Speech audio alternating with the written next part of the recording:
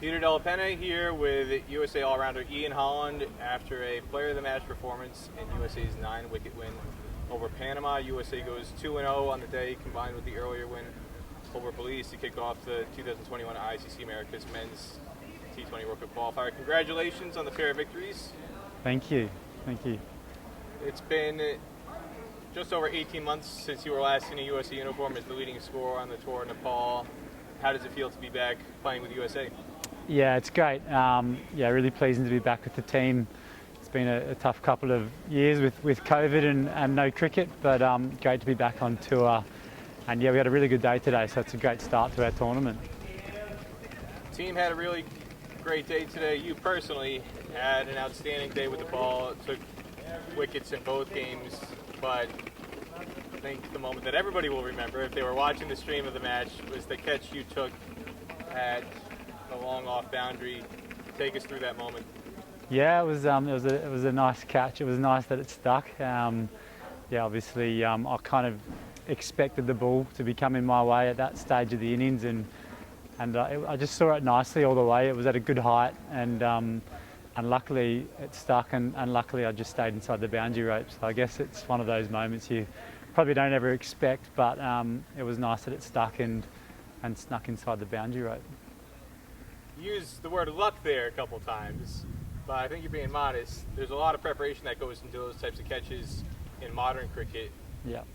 Just getting the body position right, and I think the hidden part about that catch, which flew under the radar, was being able to stay inside the boundary. You did so much work just to get to the ball and take a magnificent catch, but you were hugging the boundary rope, and the third part of it was just being able to control your body and stay inside the rope.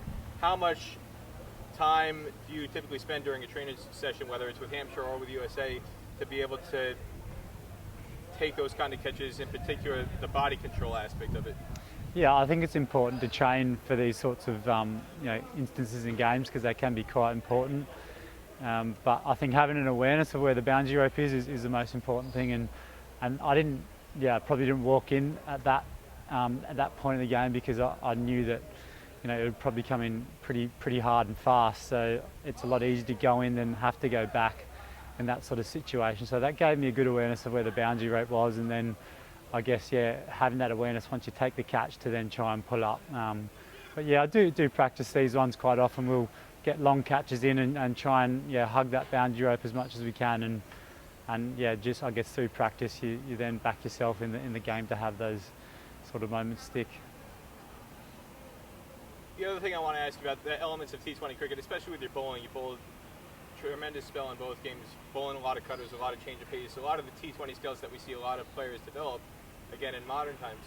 Yet, with Hampshire, you're not a regular in the T20 team necessarily. You're regular in the 4-day team and in the 50-over team, but not so necessarily in 2020 cricket. So, with the limited opportunities you do get on the county scene in T20 cricket in particular, how are you able to come out and perform the way you did in spite of the lack of those opportunities?